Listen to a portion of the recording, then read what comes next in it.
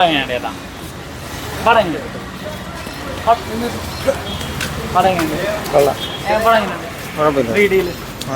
നല്ല ഇഷ്ടമാണ്. നല്ല പടമാണ്. നല്ല ടോവിനോയുടെ ക്യാരക്ടേഴ്സ് ഒക്കെ എങ്ങനെയുണ്ട്? നല്ല പടമാണ്. 3Dയിൽ എങ്ങനെയുണ്ട് എക്സ്പീരിയൻസ്? 3D നല്ല എക്സ്പീരിയൻസ് ആണ്. ഒട്ടും നിരാശനാകില്ല. ഇല്ല നിരാശനായില്ല. എങ്ങനെയുണ്ട്? നല്ല പടം. നല്ല പടം. 3D എക്സ്പീരിയൻസ് ഒക്കെ എങ്ങനെയാണ്? 3D അത്രയ്ക്കില്ലായിരുന്നു, പക്ഷെ സിനിമ അടിപൊളിയായിരുന്നു. കണ്ടിരിക്കാൻ ടോവിനോയുടെ 3 കാലഘട്ടം കാണിക്കുന്നു. അടിപൊളിയായിട്ടുണ്ട്. അത് മൂന്ന് ക്യാരക്ടറൈസേഷൻ അത് ആള് നന്നായിട്ട് ചെയ്തിട്ടുണ്ട്.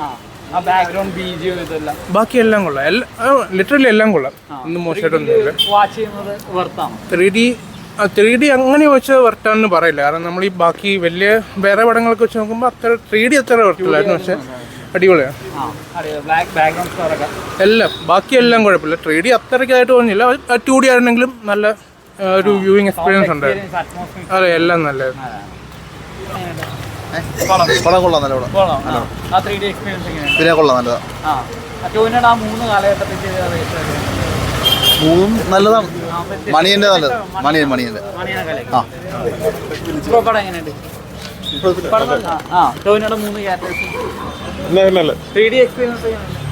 ചില സീൻസ് അല്ലേ കുഴപ്പമില്ല. നല്ലതാണ്. ബിജൊക്കെ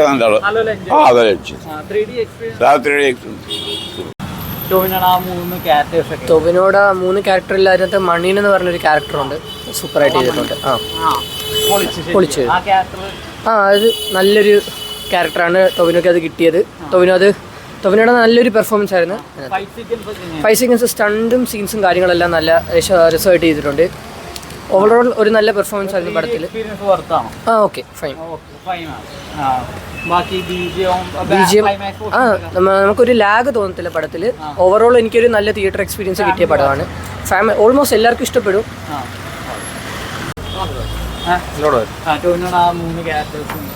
3 ക്യാരക്ടറും കൊള്ളായിരുന്നു. ഒരു ഏറ്റവും നല്ലത് മണിയാണ്. മികച്ച ഫൈറ്റ് എല്ലാം കൊള്ളാം. പിന്നെ കളരിക്കിടന്നുള്ള ഫൈറ്റ് അത് കൊള്ളാം. നല്ലതായിരുന്നു. നല്ലതാണ്. 3D ബിജിഎം സൂപ്പറായിരുന്നു.